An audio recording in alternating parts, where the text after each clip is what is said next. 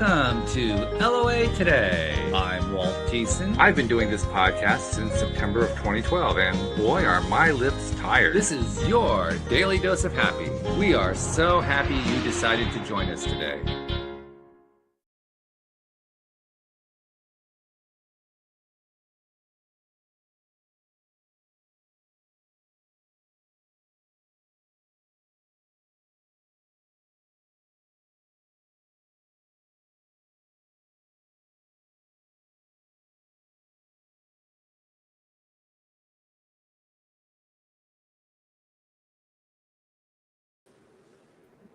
That works a whole lot better when I have everybody on screen.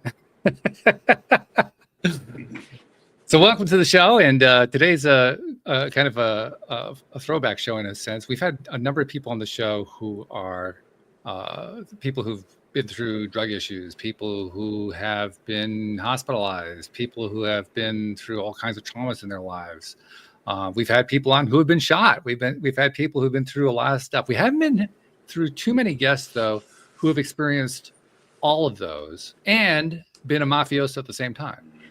I mean, that's we actually did have a daughter of the top mafiosi in New York City. Oh my goodness! Co-host, yeah. Wow. We had Rita Giganti, daughter of John Giganti, was a co-host on the show for a number of years. Wow. Yeah. But yeah, John is a little bit unusual. He covers a lot of that ground that I'm mentioning there, and so this is going to be a fascinating story. So, John Carter, welcome to the show, and how are you doing today?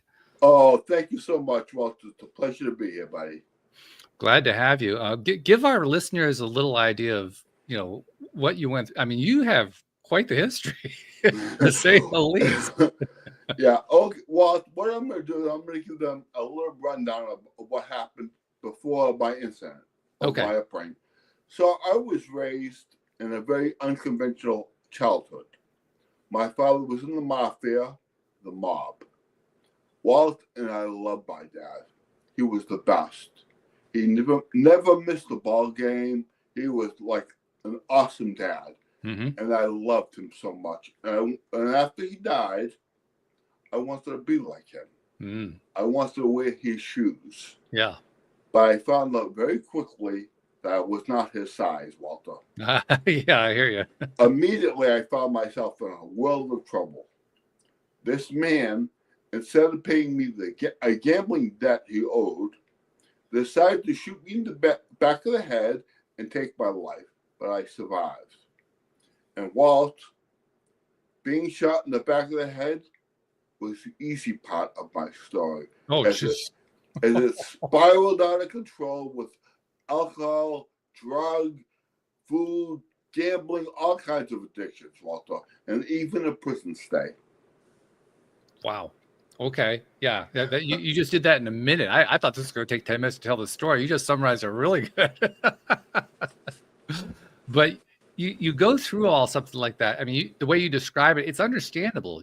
I mean, I think we've all, not all of us, but any of us who have good relationships with parents know that the parent relationship, the parent influence is very strong, to the point where even in your case, your parent can be involved in activities that would be considered by most people less than desirable, but you see them as a positive influence because you admired him so much. He was my dad. He was, to me, he was my hero. He was my God. He was everything. Which is fascinating because that's not the typical conclusion that I think most people would draw when they say, well, I loved my dad. My dad was such an influence on me. My dad was a gangster and therefore he made me become a gangster. No, that's not the way that story usually goes. True, Walter. But it did go that way with you. And it's understandable because our parents do have a seminal influence on us. I mean, it's a massive influence because the early years of our lives are the ones where we have the greatest imprinting that goes on in our minds. So, of course, that's going to happen. And you're going to hear through this story, Walt, that the lessons my dad taught me really paid dividends, Walter. Give us an example of that. Okay, for example, my father always taught me not to quit. I'll give you an example. I was on my swimming team. I think think I was like 12. I was on a swimming team, and I wanted to quit. Mm-hmm. I've had enough. I've been on the team for years. You have to get up very early in the morning to get in the pool. It's very, very demanding sport. And I wanted to quit. I was getting involved in other things. I was a teenager. I didn't want to do it no more. So I said, Dad, I want to quit. He said, oh my goodness, what's wrong? You got an injury? And when I told him I didn't have an injury, and he looked at me and said, that's BS. Mm-hmm. You're not going to quit. You're not going to stop. These people are depending on you. You join that team, you're going to finish it. And that was the first time I was taught not to quit. Mm-hmm. And that was a lesson he gave. Here's another lesson, Walter. Well, when I got shot, I entered a coma. I was in a coma for 90 days. And on top of that, another 6 months in the hospital. So a total of 9 months in the hospital. Right. And while the coma was one long dream. Mm. But it wasn't a dream like we all have where it's kind of foggy. This was very vivid, very real. While this happened in 1992, I remember it like it was yesterday. Wow. The smells, everything.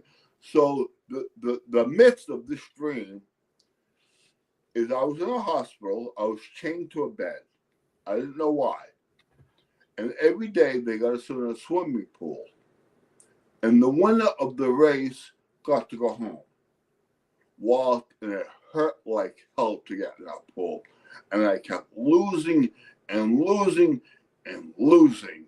And this is the first time in my life, beside my swimming team I want to quit, I sat in my bed and I said, that's it. I quit. I'm not doing this no more. I'm not swimming. I'm not getting in that pool. I quit. Remember, this was a dream. That night, an old gentleman sat in my bed, who I have no idea who it was, no recollection of him. And he looked at me and he said, you are not going to quit. You are not alone, and I'm going to coach you and I'm going to train you. For weeks, he would take me down to that swimming pool, and he would train me and train me and train me. Now it's the day of the big race. He gets me up, he gets me down to the pool, he gives me a pep talk, get me going, coach me. I remember swimming like a bat out of hell, swimming. Walter, I touched the wall, and I woke. I woke up. Thank God I didn't quit, Walter. Now I have to ask. You said this was for weeks that he was coaching you. Did you get a name during that period? Nope. No name. Did you have any sense? I mean, in your own mind, in your own heart, do you have any idea of who it was? In my mind, my higher power. But recognition, I had no idea who it was. Never seen it before. No meaning to me at all. And have you been visited since you woke up? No, not by him. Okay. Not by him, no. Okay. Yeah. He was definitely limited to the dream, but a vitally important element of the dream. Yes. Well, so this is when it gets very interesting. You mean it's not interesting yet? After 9 months, I get out of jail. And I'm sorry, I get out of the hospital after 9 months. And I go to my mom's house, and she has a basement apartment set up for me. Mm-hmm. Immediately, depression set in. I was all alone. I was eating. Before I knew it, I was 300 pounds sitting in a wheelchair. I added alcohol to it, and then cocaine, and my life was a mess. But I couldn't afford my drug habit. Sure. So my bright idea, after being shot in the head and going for that, was to become a drug dealer. This is my bright idea. A number of people have followed that path. It's not surprising, but yeah, I get your point. So I started selling drugs, but the police do not find this too amusing. No, they don't. So, boom, my door gets bashed in. 10 cops come barreling through the door. Walter, I thought I was being robbed. I thought I was dead. Then I heard the walkie-talkies, and I said, "Oh, thank goodness, Walter. My life was such a mess. I was happy this was happening. Seriously, I felt a relief." And I remember the cop looking at me, and I was smiling. He said, "What the hell are you laughing about? You know how much trouble you're in here?" I said, "Sir, you wouldn't understand, but this is a good thing."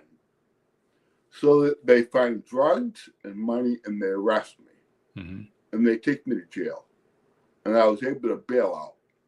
I remember sitting in the parking lot of the police station, weighing 330 pounds in a wheelchair, no money, no drugs, nowhere to go. My life was a mess.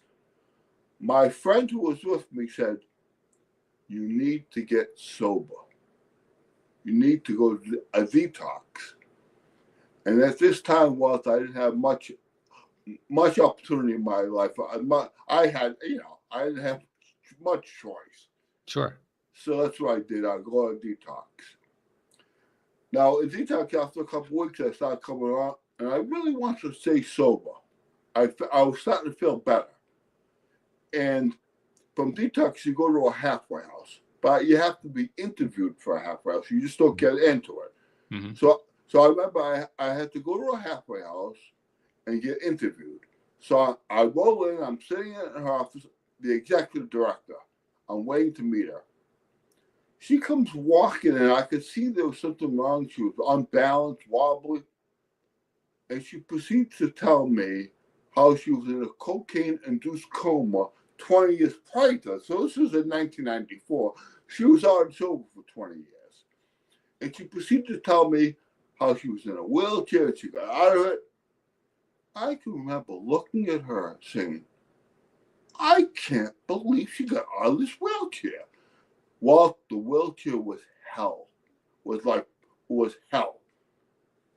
And she got out of it. I couldn't believe it. Walt, she was glowing. She was happy.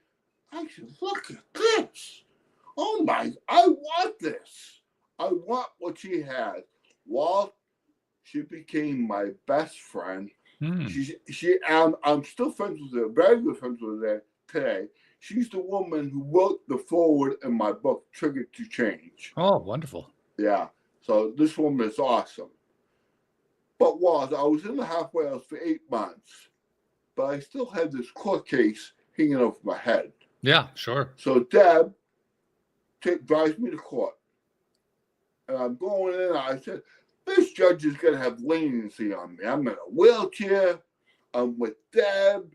It's my first offense. He's going to have, there's no way." Well, he looked down at me and said, "Mr. Carter," he said, "we don't discriminate in this courtroom. You will get the same sentence any drug dealer gets." Well, he gave me 10 years. At that time, I was so angry, but that all changed, and I'll get into it. It turned to gratitude, but at that point, I was so angry and so mad. And I can remember Deb looking right at me. He said, "John, a lot of people in your shoes would run. Face your fears. You're not alone." And Walter, I felt alone my whole life. By her saying that, she kept saying that to me, "You're not alone. You can do it." And Walter, I trusted every word this woman said to me. So what did I do? After prison, I went.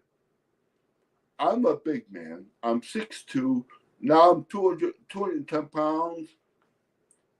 When I went into prison, I cried like a baby. That big metal door slammed behind me.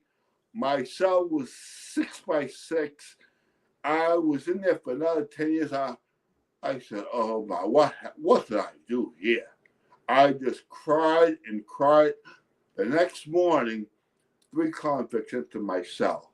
And I said, "Oh my goodness, am I in trouble here?" They said, but my father had a good name in that black market, the organized stuff. So they said, "We're friends of your dad's, and we're going to help you here. And we're going to stop by getting you out of that wheelchair. Walter, I was in this wheelchair for years. They said, we don't care if we have to carry you. You're not using that wheelchair in here. Walter, for months, they took me to the prison gym. I was getting stronger and stronger using that chair less and less. And who would have thought 3 convicts in prison would have taught me my passion, what I love, training. And I'll get into that. So in prison, and this is where my gratitude came to the judge. In prison, I've seen a lot of recidivism, a lot of people coming in and getting out, a big revolving door. I remember I said to myself, this ain't happening to me. No way. So I went back to my cell that night, and I'm talking to my dad, who's in heaven. I said, Dad, please help me here. And right away, I remember a lesson that I taught me when I was a youngster. Fail to plan, plan to fail. So I said, oh, I'm going to make a plan here because I'm not coming back to this stuff. I'm making a plan. So right away, I called Deb up. And she says, from the halfway house, she says, I've been waiting for this call. Of course we're going to help you. You can come back here. You're not alone. And I made that plan. And thank God, Walter, because I got out of prison I was 32. I got out of prison with $100 and a bus ticket. If I went back to Worcester, my hometown, I would have been a goner. There was no way. So I took that left and I went to Boston to the halfway house. And thank God, Walter. Thank God, because now I'm 34 years sober. I own my own business, and I love life, Walter. And let me clarify something for the audience too, because not everybody's from New England. I'm from New England. You're from New England. But if you're not from New England, you don't know the story. So it's important. First of all, the town he's from is from Worcester. It's pronounced Worcester. It's spelled Worcester. It's one of those weird English pronunciations. And what most people don't realize is that Worcester has a long history as being a mafia town, dating back to, you can correct me, I think it dates back to the 40s, the 1940s. Correct. Yeah. So when you say that there was no way you were going back there was a really good reason for saying that. It's because you knew that was only going to lead to one possible destination. That's it. Interestingly enough, Boston, which is, I mean, I think a number of people would say, yeah, Boston is like, that would be the city I'd recommend as being a mafia town. And it is, but that was a safer place for you because you didn't have the same contacts there. Correct. And I was surrounded by great people that wanted to stay sober. So I had no inclination to reach out and look for other things. I love what I was. And I talk about gratitude. That judge that gave me that 10-year sentence, I wrote him a letter in prison thanking him after I realized he gave me a blessing. He could have slapped me on the wrist, and I'd still be coming in out of jail. I might have not learned my lesson. He taught me a valuable lesson, and I thanked him for it, and he actually wrote me back. He wrote me back. I'm sitting in prison reading the judge's letter. I couldn't believe it. Wishing me luck and saying he knows that I can do this because he met Deb. He said, you have good support system. You're not alone. That meant the world to me. Well, it's understandable because, I mean, the one theme that plays throughout your story, besides the fact that you had all these ties from when you were young to the crime area, is you were dealing with an issue that was pernicious. It was ongoing. It was a repeating theme in your life. You felt like you were alone, and it's quite evident you had felt that for quite some time. So all the time, feeling that level of connection, and fortunately feeling that level of connection with people who weren't there to take advantage of you, but were actually there to have your back. That's a big shift for somebody. Walter, in my whole life, I have so many people reaching out to help. It's unbelievable. From the judge, from Deb, to the convicts in prison, to my client, Walter. and I'll give you an example why I'm never alone. I volunteer for a charity, Service Dog Project, and actually the proceeds from my book are going to this charity to help them. Nice. We raise Great Danes for the mobility impaired, veterans, first responders, and the general public. Okay. Well, they change lives. Yeah, sure. I'm never away from my dog. He's with me 24 hours a day. I'm never alone.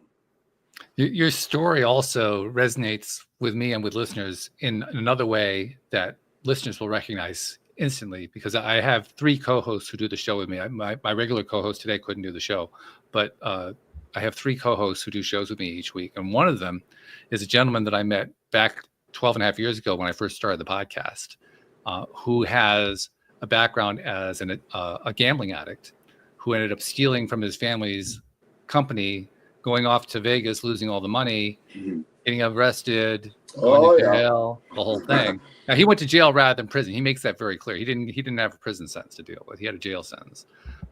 But he tells about what it was like when that door slammed on him. And his door slam, it was a little bit different from yours. Yours, it affected you emotionally negatively. But you also talked about how when they arrested you, you were happy about it because it was stopping. Very happy. And with Joel, the idea was when the door slammed on him, it was a relief. Like, finally, the thing I've been dreading is done, and it's not as bad as I thought it was going to be. True. So differences, but similarities. And he points to that whole series of events as the best thing that ever happened to him. Not that he ever wants to repeat them again, but because that series of events basically set him up for a journey that I have to admit is an amazing journey. He has been through amazing stuff. Today, he is an incredibly successful life coach in the Richmond, Virginia area, a former psychotherapist. Wow, and for me, his biggest claim to fame is that he, on a pro bono basis, he's gotten involved in helping boys stuck in the foster care system, the ones who are considered unadoptable. And he's found forever homes for 43 of them. So, awesome. Yeah. So, I mean, this guy's had an amazing life as well. Different track, but he likes giving back, though. But there's a lot of similarities going on here. Sure. Giving back is a big similarity. Yeah. Because I love giving back. But for instance, my book talks a lot about jail. Walt, I just donated 100 bucks to this company that brings books to the prisons. Walt, if there's a guy in prison that's been there for a few years and he's getting out next year, if he reads my book, he might make a plan, Walt, and might not go back to that dump. Might make a plan to stay out of jail. Because nobody wants to go back, but nobody has a plan. You have to do something to shift that mindset, don't you? Because otherwise the mindset's going to take you right back where you were. That's the thing that helped me, Walter. See, I went to prison sober. I was 8 months sober. They took me out of the halfway house and put me in prison. So I went into prison with a clear head, wanting to stay sober. A lot of men get sober in prison. They get arrested on drugs. They don't make bail. And so they don't have a clear mind.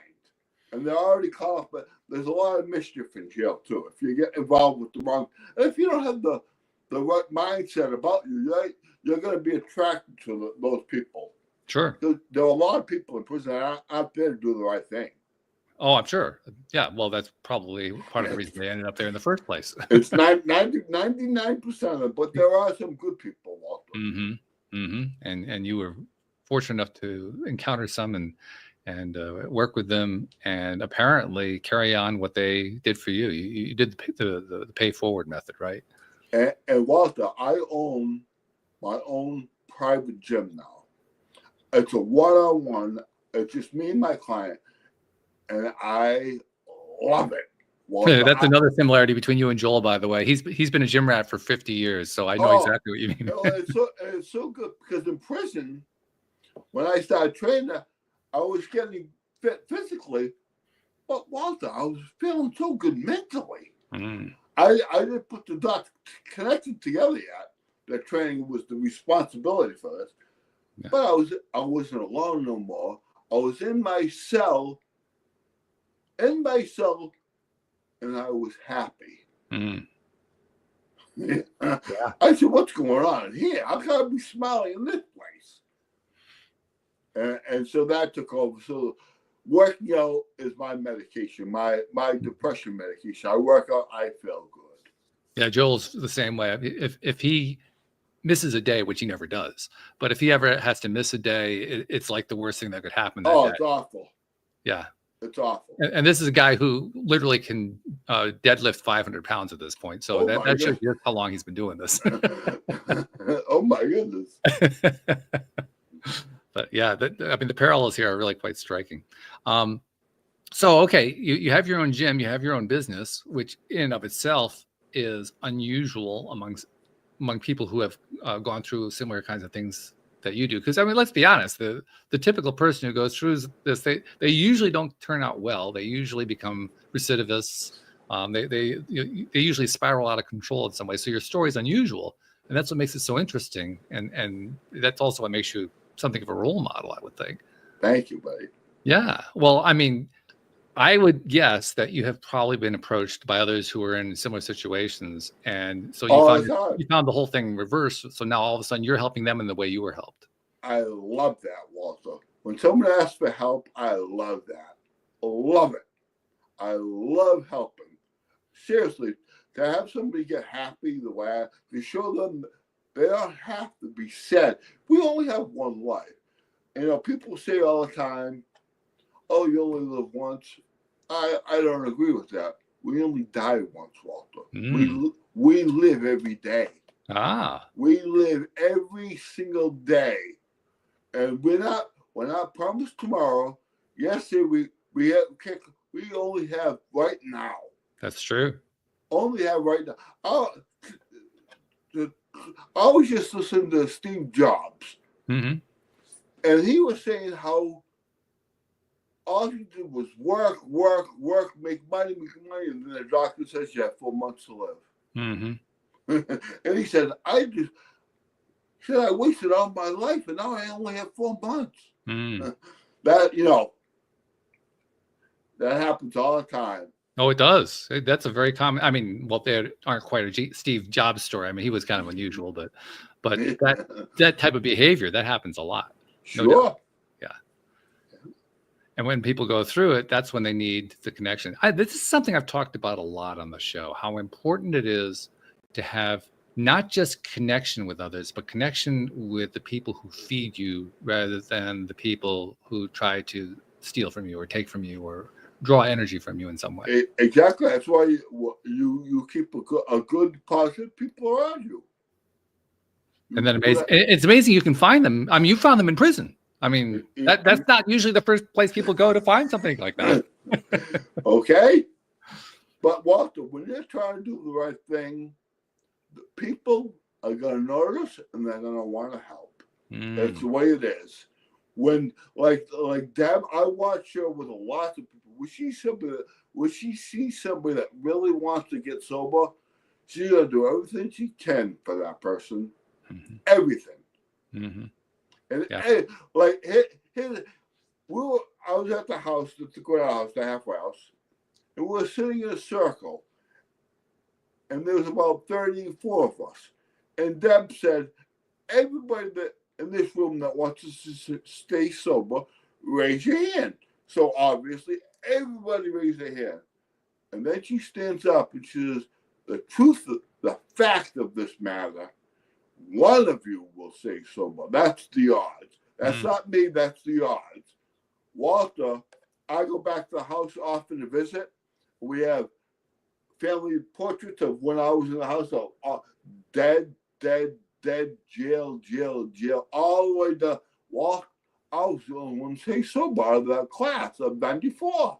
Yeah. And that's the way it is. Yeah.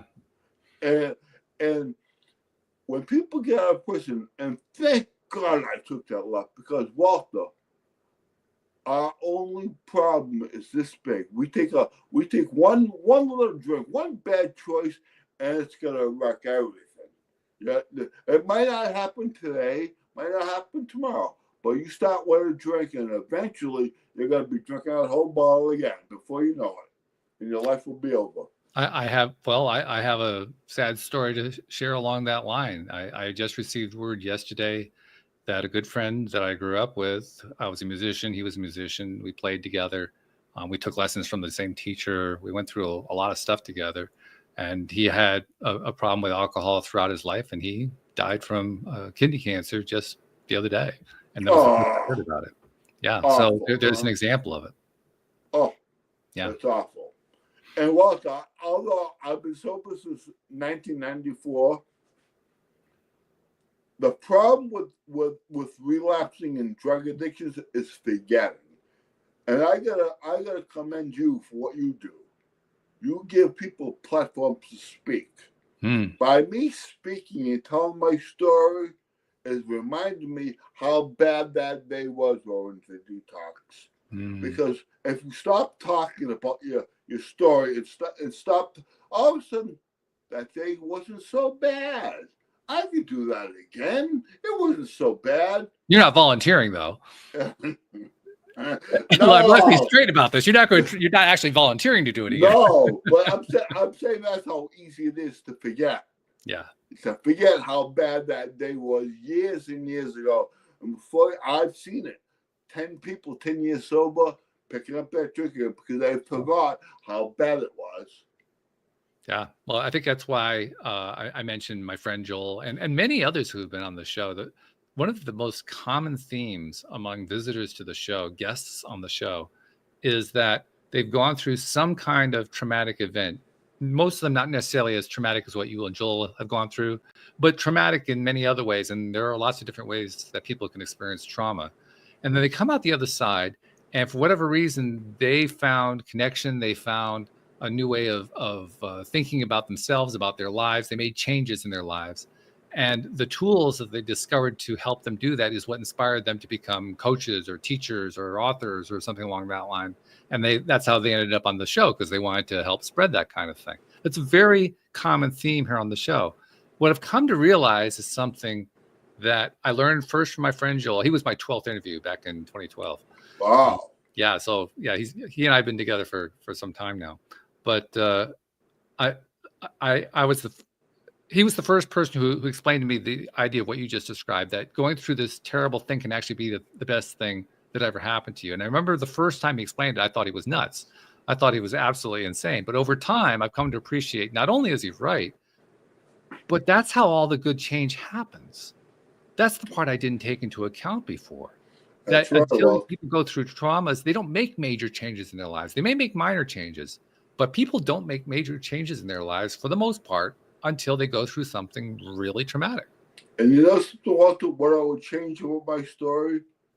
Absolutely nothing. Yeah, he would say the same thing. He said he has said the same thing. Unless you could assure me that I'd be sitting here, I wouldn't change a damn thing. I hear you. Yeah. I went through a lot, but Walter, what I have now, I have a son, I have 2 daughters, I have 4 grandkids, I got 2 beautiful Great Danes.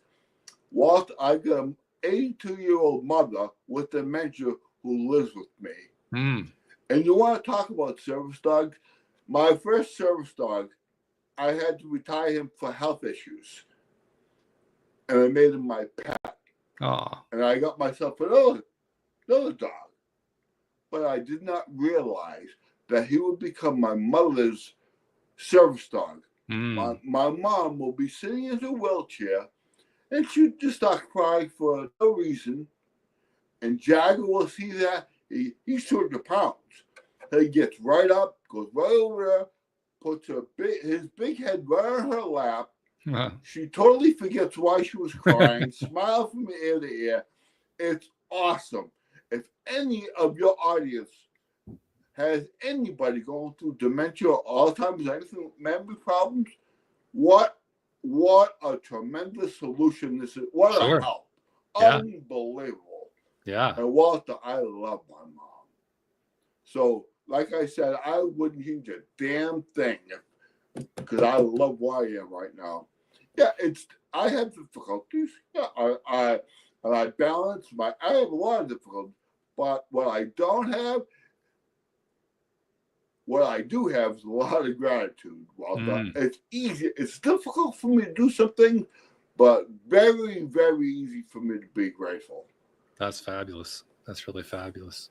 I am curious, when you were going through the worst of it, could you have imagined where you end up today?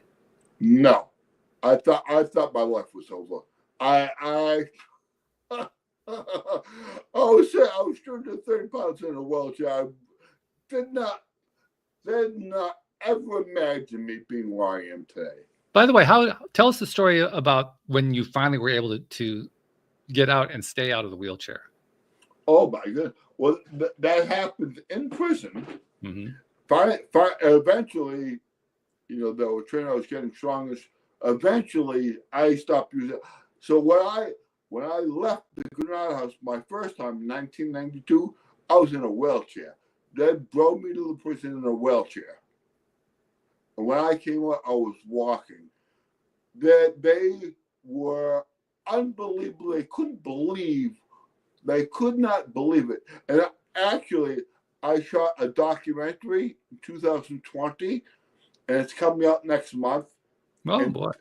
And Deb talks a lot, because she's a big part of my life. She talks a lot about how she sent me to prison in a wheelchair, and I could hardly talk. And I came back, and a whole different person. Yeah. Muscle bound, 210 pounds, totally fit, speaking better than I was. Still not perfect, as you can hear. Sure. But loving life and feeling good, Walter. That makes a big difference. I love inspiring my clients. Yeah. Love it. Love it. Because they can't say to me when they're having a challenging time, oh, I can't do this. I can't. How can they say that to me? They can't. They're saying it to the wrong guy. Yeah, they say, and they don't say it, because that's the rule of my gym. I can't. Does not exist here. You can't say I can't. I'll try. I'll do it, but I can't. Like when I give somebody a new exercise, I'm 99% sure they can do it, because I built them up to that. I'm not setting them up to fail. I'm gonna be. I tell her, you can do this. And by the way, for listeners who can't see the video, because most of our listeners are audio only, he's wearing a shirt that says "Never Give Up" with a fist on it. It's a bandaged up fist, basically saying, "Okay, this is my statement to the world. I will never give up." That's right, Walter. And I learned that from my dad with the swimming. When I went to quit the swimming team, I learned it again inside my dream. And thank goodness I was listening to that guy.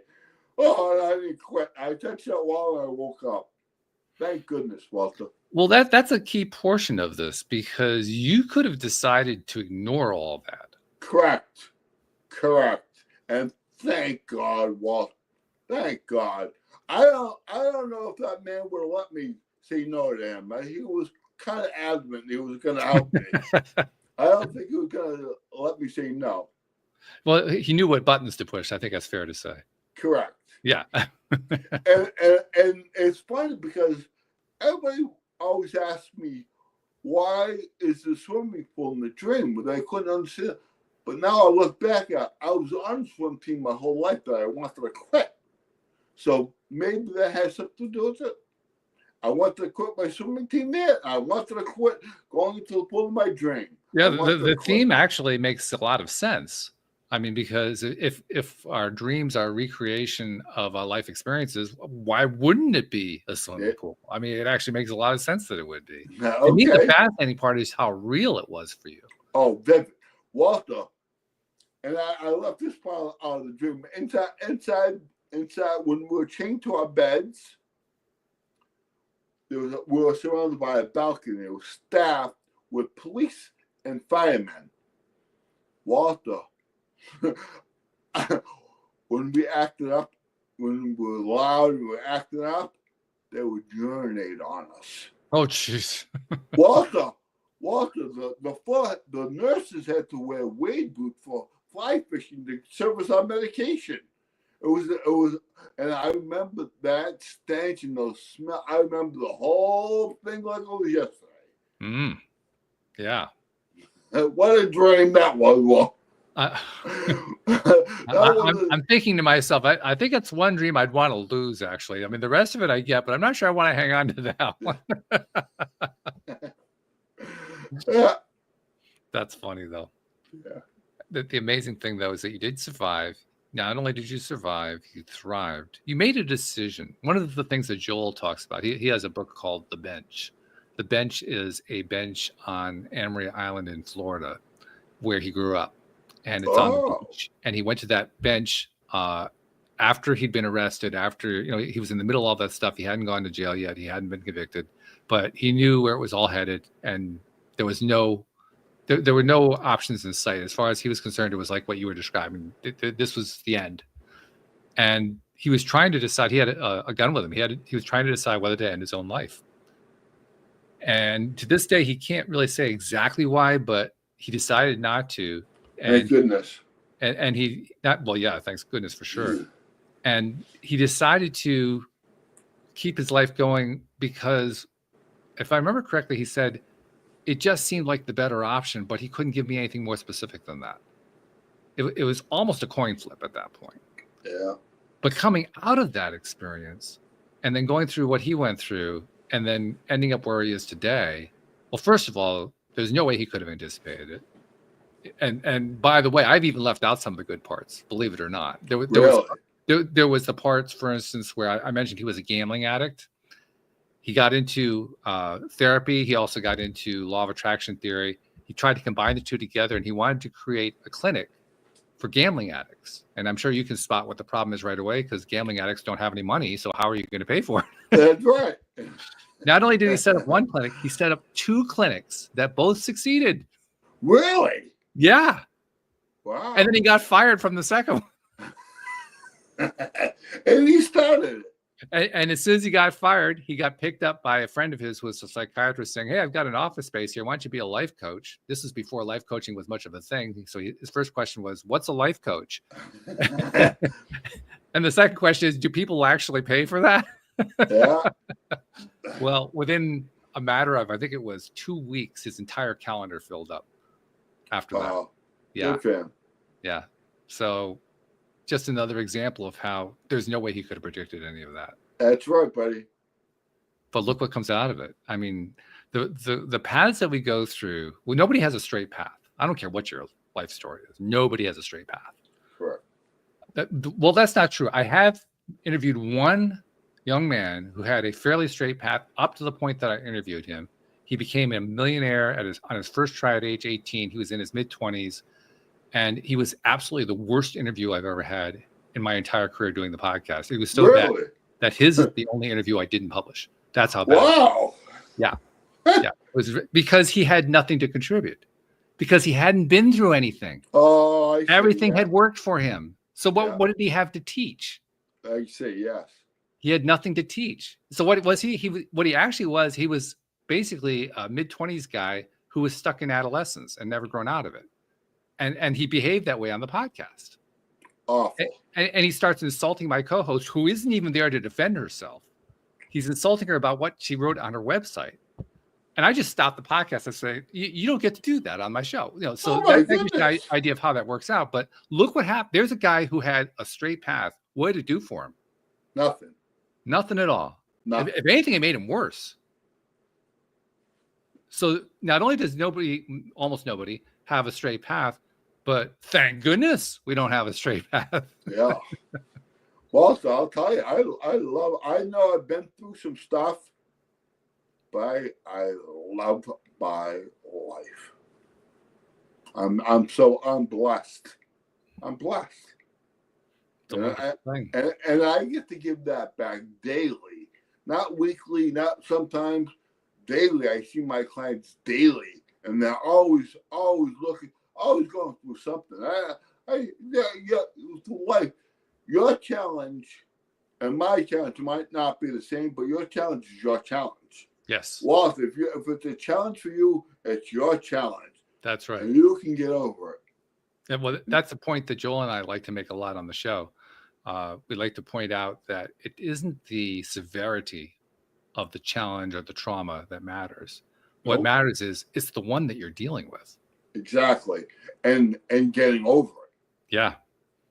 Yeah.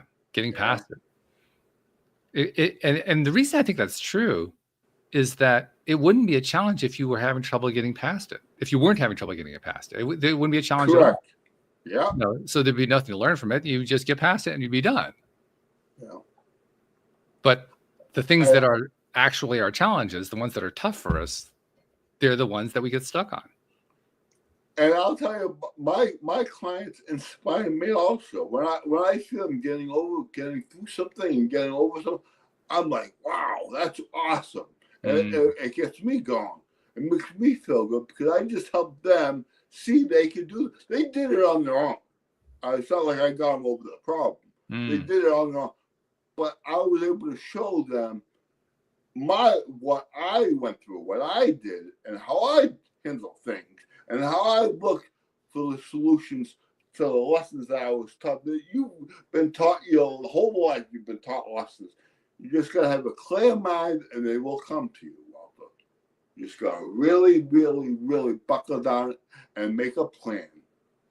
And you mentioned that they had to do it on their own. Actually, they had a lot of support from you and others. But I think what you really mean is they had to actually make the decision to follow through and then act. Oh, that's really what you mean. That's it. Yes. Yeah. Because, well, first of all, if you don't take action, that's not going to help much. And if you take the wrong action, that's not going to help much. No. And if you try to work with the wrong connections, that's definitely not going to help very much. No. So you have to have the right connections. You have to use those connections to develop your own mindset. Basically, help me to become a better person. Help me to achieve my dream. Help me to get to where I'm trying to get to. That's how you change your mindset. And it's that to me, that's the combination that wins anything. Yep. The work that you do on yourself and your connections with others, there is no problem on the face of the planet that can't be solved with those two factors in play. That's right, Walt. Which is humbling. Oh, I humbled myself. Well, some of us need to go a little bit further than others. Some of us are a little more dramatic about it. Yeah. So, talk about humbling. My first job when I got out of prison, before I got into stuff, I knew I wanted to become be in the fitness, but I had to get a job immediately. Sure. My first job was working in Harvard Square. I don't know if you know Harvard Square. It's in Cambridge, Mass. I do. Well, my first job was selling newspapers.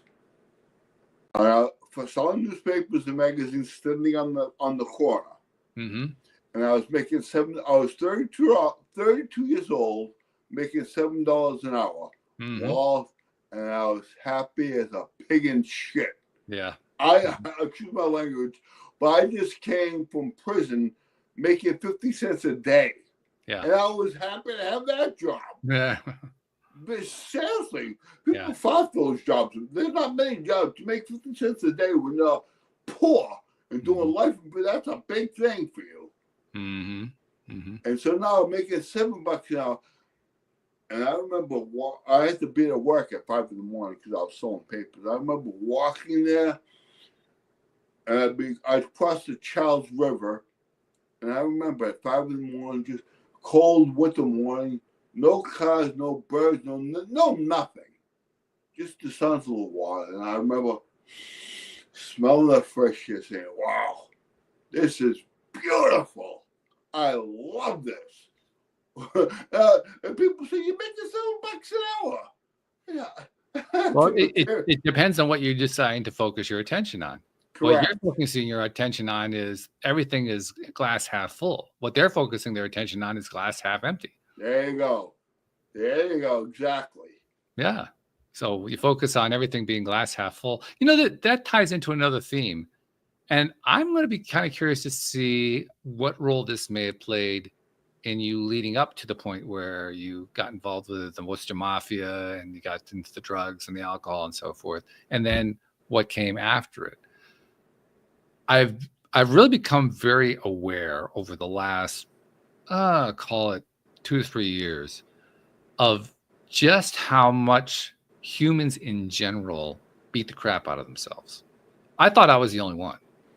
Seriously, I really felt like, that was one of those secrets I didn't want to tell. When I found out that everybody does it, first of all, I was dumbfounded. And second of all, I was a lot less surprised than I probably should have been, because I knew how easy it was to fall into that trap. But the fact is, people do. We are really critical of ourselves. We're very hard. My favorite way of expressing it is, if we treated our friends the way we treat ourselves, we wouldn't have any friends, because that's how badly we treat ourselves. Yeah, exactly. And I'm going to imagine that when you were in the early stages, when you were getting involved with the drugs and the alcohol and going through all the stuff, getting shot and so forth, I'm willing to bet that during that time you were incredibly self-critical. Oh my goodness. Oh my, very, very. And I still get a little self-critical of myself sometimes. I get very aggravated at myself sometimes. Sure. But that's only a minute. Then I realized. See, I never realized before that feeling of being critical the whole day. That's the difference. Now it's a minute, and I go, come on, man, stop, get right by that, get right over it. Yeah. I truly believe that's the difference maker for so many things in people's lives, and they don't even realize it. I've been using it a lot. Somebody explains to me how, they're in some situation where they don't feel confident, or they're tripping over their own feet or whatever. And I instantly hear in my own head, self-critical. And I start saying that to them, and the reactions that I get, like, where the hell did you get that from? Because that's not the typical association we make, is it? We don't really think most, publicly, in terms of the way the culture thinks and so forth. We don't really think that way. So when it's pointed out to us the first time, it's kind of like a shock. But I'm finding more and more, it pretty much applies to everybody in every walk of life. Yes. There aren't any exceptions that I can find. Even the guy who wouldn't publish the podcast, look at the stuff that he's setting himself up for. And how much self-criticism is going to go on with that? It's going to be major. That's awful. Yeah. So that self-critical piece, it undermines self-confidence. It undermines your prospects for the future. It basically sets you up for all kinds of really terrible stuff now. And I want to speak of that. I teach a lot of that in here. I see that a lot of times. People are very self-critical of themselves. Oh, yeah. But training with me, I give them the confidence and the strength. They know they can do it. And they stop being so critical of themselves. That's huge. Yeah, huge. I'm also noticing that there's another aspect to this self-criticism thing that I never really associated before. Now, my background is I was a major in political science when I was in school. Don't ask me why. There was a whole crazy story there, but that's what I majored in. And for the rest of my adult life, I was very fascinated by, this crazy political stuff that was going on out there. It took me probably 40 years to finally come to the conclusion that all of it was a waste of time, energy, and money. But I eventually got there, but it took me a while. 40 years. Yeah, 40 years, but I finally got there. But one of the things that I've learned along that path is you think about people who have certain political viewpoints, either right wing or left wing, typically, and there's a really interesting commonality between them. They're all kind of stuck in a victim psychology. Yes. It's the other side that is the cause of all their problems. Right. They point the fingers. Right? Instead of saying, you know what? Maybe I can do it. The part that I didn't draw the connection on until the last year or two was they're doing that because they're so self-critical, but they don't dare show it. So they want to show it by pointing the fingers at everybody else. Right. Now, that's so obvious when I state it that way. Yeah.